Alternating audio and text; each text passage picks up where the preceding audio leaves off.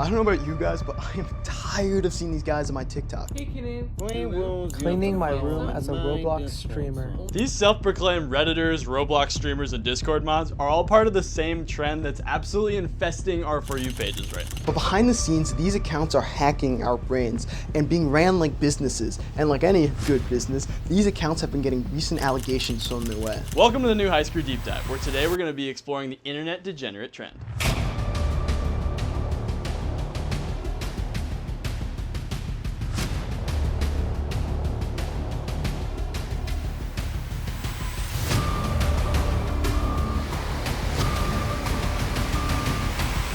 Welcome back, everybody. We got a bigger board. Check this bad boy out. We got a bigger story. Now, if you're still confused with the lingo that I'm using, like Reddit user or Discord mod, let me break it down for you. Think of the typical fedora-wearing band kid who thinks he's better than everyone else and calls his online girlfriend kitten and thinks Ohio and John Pork are incredibly based. Aiden, can I see your phone? Call Aiden Schraff. We didn't do this for a bit, by the way. I just want you to know. While these internet degens have been living among us since middle school, this trend really started to explode in popularity around 2020, with creators like Hepatitis, Reddit Hype House, Jamisho, and Pow Envy pushing the trend to its extreme. They're taking what normally is a gross and cringeworthy face for most people and making it their entire personality for views. These videos started out by giving us a look into the lives of Discord moderators, truly living up to the stereotype, from the language they use all the way to their nastiest habits. Mom, I already showered 2 weeks ago. Hey kitten. Ooh, my mom is making me big angry. She's making me shower again. Listen to this track, bitch.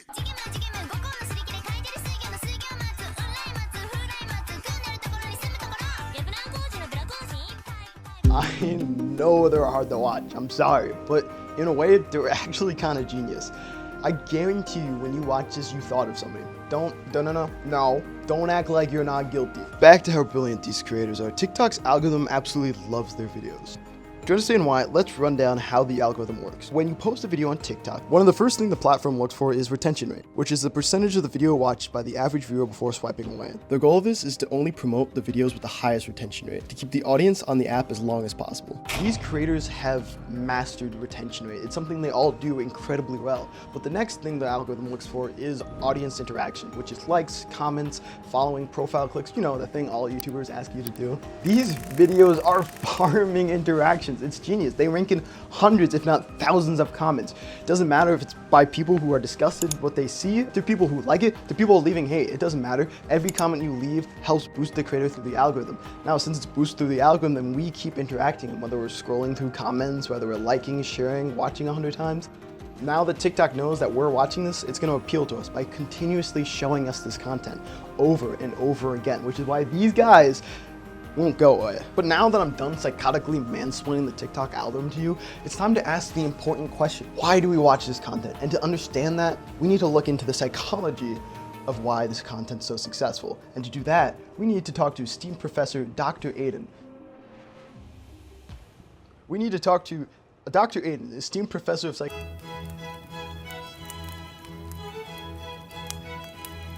I, Professor Dr. Aiden, world-renowned whale psychologist, have 3 theories to explain why people watch Reddit or TikToks.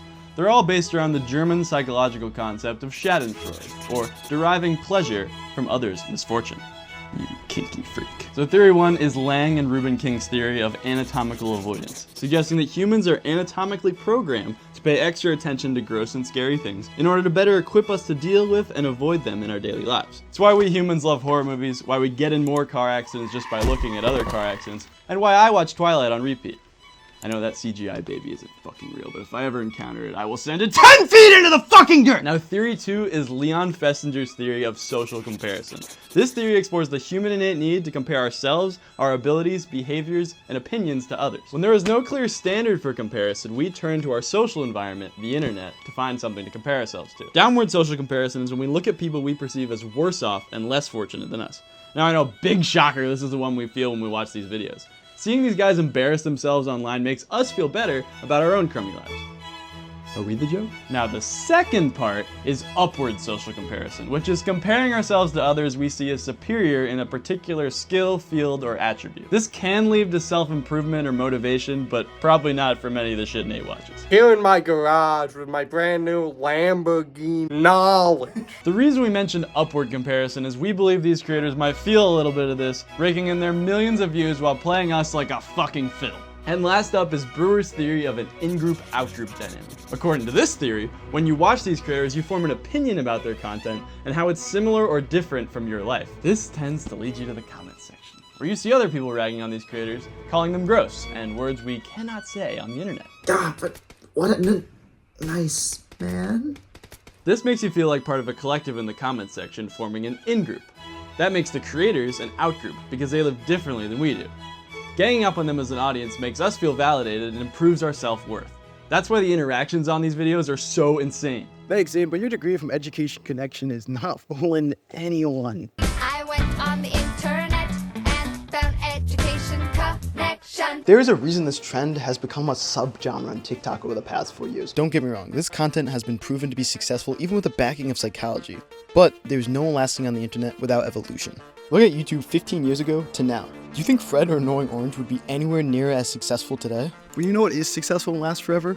Apparently fucking Discord kittens. These creators are continuing to level up the absurdity of their content and blurring the line between meme and reality. The name's Sensei Ledoux. Maurice didn't tell me he had a sister. Hey, kitten. Hey, Poopy. Uwu. Uwu. What are you doing? I'm playing Valorant. You're playing Valorant? Yeah.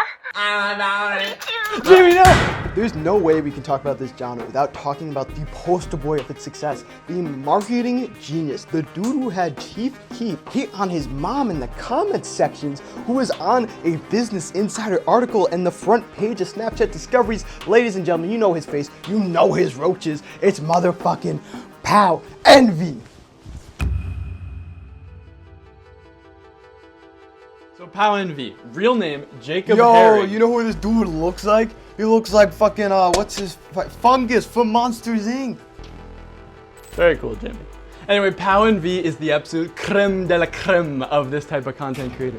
The definition of do it for the views. Cleaning my room because a girl's coming over. Come clean my room. And my dear viewers, Pow Envy is a Roblox streamer turned full-time TikTok creator. And this guy is he's just another level. He's let a cockroach die on his toothbrush. He had a rat shit in his lap, which got him banned from TikTok, because you know, you can't let the great mouse detective take a Cleveland steamer on your inner thigh. He also claimed to have a monkey living in his attic, which I'm sure was just a joy for his roommates to deal with. Now this brings us to the Kappa Bear and the Kappa, the Nate and the Watergate.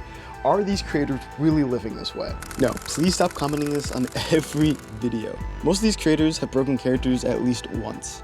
But Pow Envy is the exception. He's repeatedly denied in interviews that his TikToks are any form of satire, and that he shows the world his authentic life on camera. Talkie rappers, rats, roaches, and all. His dedication has caught the attention of some of the biggest creators on the internet, like Aiden Ross, Joe Bartolozzi, and August the Duck. That's just naming a few. Pow Envy has taken what early internet DJing creators did so well and made it a part of his daily life. His daily vlogs with serious pre-production and storytelling have really evolved the genre into what it is today. So with all this out in the open, you guys are all probably wondering, how does Pow Envy relate to the overall story of this video? Now, don't get me wrong, credit where credit's due. He skyrocketed this trend, making it a genre that it is today. The real reason he's the center of the story is he's the clearest example of turning this weird account, yes, this account, into a business. Now, I'm not talking about reaching your hand into the creator fund. I'm talking about financial sponsors, whether they're paying him to show a product or just giving him money to create his content for a return of ad revenue. To fully understand that, we need to talk about Pow Envy's recent controversies. This controversy came in the form of allegations from one of Pow Envy's former Roblox girlfriends, and it really gave us a lot of insight into the inner workings of his content, his real lifestyle off the camera, and his business ventures. And just full disclosure here, we're not here to take sides on this, just to tell the story of these two star-crossed E-lovers and their fall from grace.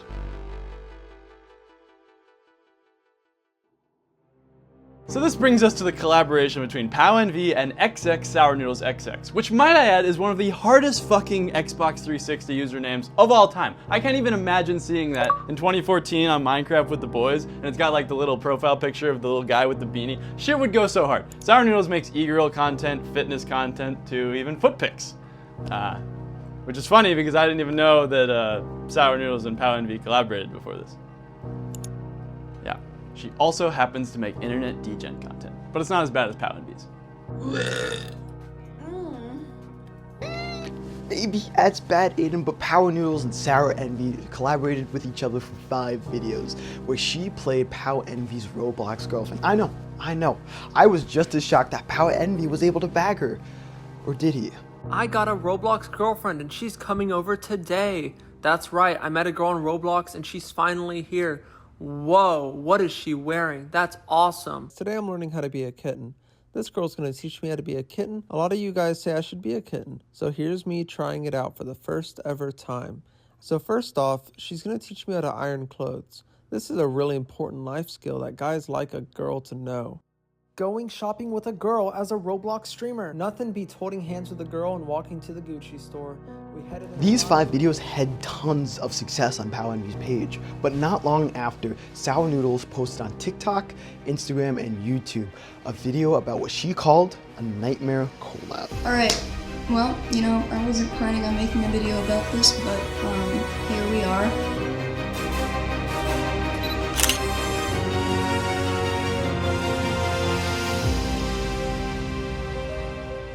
These videos, Sour Noodles described how it all started, with Pow Envy making a story post asking for female creators to make 5 videos with for $1,000. What follows and is claimed is absolutely shocking, so shocking.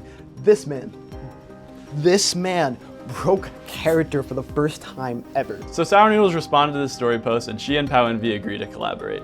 She then explained that Pow Envy's team sent over a contract on Google Docs and that it was predatory and she only signed it due to the influence of the medically prescribed drug she was on at the time. Once we actually got to the negotiations, it quickly became extremely high pressure sales tactics and just straight up predatory. There are plenty of people that would love to do this. We don't need you. I'm prescribed ketamine for my depression. I'm not even gonna get into that. But at the time of us drawing up this contract and negotiating, I was actually under the influence of ketamine. And I did state that to them prior to our negotiations. I definitely was more easily manipulated at the time. She then stated that the contract would give Pow Envy rights to 30 to 40% of the total ad revenue on her accounts, later raised to 70%, with the idea being that Pow Envy was bringing a lot of traffic over to her accounts and that he should receive a hefty share of the ad revenue. She said that the contract stated that Pow Envy would have ownership of all the content they created. She said the reason he gave for this was so that she would not be able to claim any of the content they made after it was posted, but she believes there may have been some malintent behind this because she wasn't tagged in 3 of the 5 videos they made together. Pow Envy broke character denying these claims. I wanted 30% of revenue she got after her average.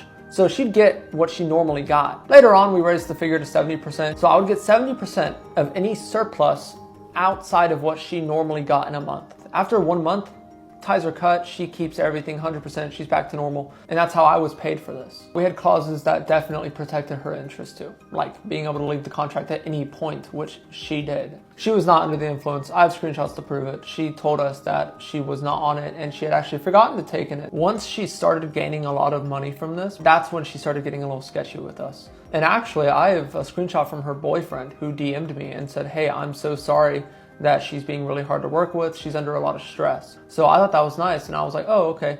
She is just stressed. We'll just let this go. No worries. But when she's making stuff up, it's genuinely wicked behavior. And this was after she had left. This was after the entire trip had already occurred, where apparently, according to her, it was a nightmare. While audiences were shocked by Pow breaking character, they began taking his side after his response. And while he did have evidence to refute many of her claims, Sour Noodle's story didn't end there. With the contract stuff out of the way, let's read through some of the other claims she had about working with Pow Envy. So she said after signing the contract, she was flown out to Houston to make the collab. When she got there, Pow Envy did not answer the door, and she had to get one of his roommates to let her in. He also did not know her name when she arrived, which he had to ask.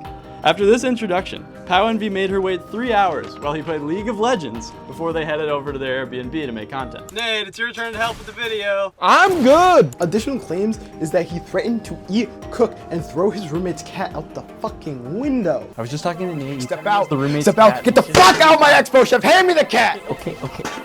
The only non-contract thing that Pow Envy really addressed in his response video is that he would never eat his roommate's cat. He didn't say anything about throwing the cat out the window though. That's still on the table. There were some other things she alleged, such as me saying I will eat my roommate's cats. That just didn't happen.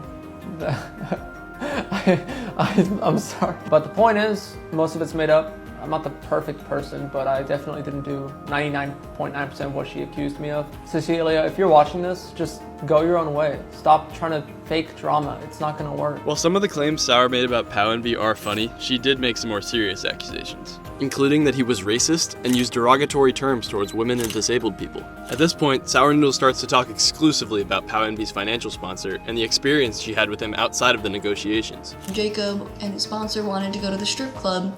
His sponsor was drinking, and I had told him, you know, I'm really uncomfortable with him driving. Girl was disgusting, misogynistic, straight up like predatory. We need to know the whole story though, so we scoured the internet to find the financial sponsor, and with only a first name and a rough location, we found him. He was shocked that we were able to connect the dots, but we were pretty sure it was him after we clicked the name pronunciation. He asked us to leave his name out of the video, and Cupid shuffled around a lot of our questions. But he did explain he runs a software company, which we figured out is an app that does homework for you, and uses the influencer market to advertise it. He said he didn't know Pow Envy too well, but he thought he was a solid guy. We aren't sure he was being fully honest though, as Sour Noodles called him his content sugar daddy, and we could tell they had a history. Once we got to the Sour Noodles situation though, he declined to comment, only stating that the matter was privately settled, and I don't think either of the two parties would want to bring it up again. Despite the serious claims Sour Noodles made about him in particular, which Pow Envy completely left out of his response. Whether you're on Pow Envy or Sour Noodles' side, the allegations about the financial sponsor are the most concerning part of our story. Sour Noodles made a follow-up video to Pow Envy's response, claiming he was a liar and demanded that he released all the Discord chats, which is fair. The worst part of this is he never responded to that second video, and after that happened, all of her videos were taken down. Even the Reddit posts where she shares her story was taken down, and Reddit claims it was taken down by a third-party legal team. The main takeaway here is just how crazy it is that there are people in this world willing to pay thousands of dollars to a guy like Pow Envy to make a 30-second TikTok of himself learning how to be a cat girl. Gone are the days of pitching your show to a panel of network execs. Let's give this kid $1,000 to meow at women. You're a get the out of here. While Pow Envy stated that his videos aren't satire, based off recent interactions, I think it's safe to say that his life is not the same as his videos, and that he's probably just a content marketing genius. Now, we have this conversation, is this trend harmful and dangerous? When a trend starts gaining traction online, there becomes a rush of people who try to cash in on its success, which we've seen from this trend before, but this circumstance is the clearest. This leads influencers to collaborate with third parties, and with little to no protection from the platform, small creators are at heavy risk of being taken advantage of. This is why we not only need a stronger creator from platforms like TikTok, Instagram, YouTube, but also we need some sort of degen influencer guild to protect the creators from predatory partnerships. Think about SAG or the Writers Guild. This also leads to why TikTok shouldn't be banned, as it would result in a huge income loss for small creators, leading for them to take any sponsorship that comes their way. But is the content itself dangerous? In a way, yes. It's promoting an attention-seeking and unhealthy lifestyle purely for views, and marketing it to an impressionable audience that might take it literally. The content also invites bullying in the comments section to help feed the algorithm. On the other hand, some of it is pretty funny, and with the right audience, it might not be too harmful. It's an argument as old as the internet, so let us know what you think. Thank you guys so much for watching. This one was really weird and interesting to investigate and look into. I would not recommend doing it at all. I think High Screw as a group is gonna take a step down from using TikTok, because Jesus Christ, our For You pages are flooded after this, and I cannot take any more of this, and I still have to edit this video. But guys, if you have a deep dive you want us to cover, let us know. If there's content you want us to cover or do anything, let us, not anything, but let us know. But guys, there will be more deep dives coming your way. There'll be more content coming your way. Until next time, guys, like, comment, subscribe. Love you guys. Peace out. Hey guys, it's Pow Envy here. They are actually paying me $15 just to say subscribe to High Screw. So, yeah. Punch it, Margaret. Thanks. Fucking change that, Jim. You're a piece of shit. You know what? I never even liked you. I didn't want to do the video. I did the video because you were like, oh, and there's this cool trend. We could fucking check out and we'll look at it. It'll be cool. We'll deep dive and find the information. We'll go, we'll know what high school he went to. But we didn't find anything. Okay? We just know that this guy got shit on by a cockroach.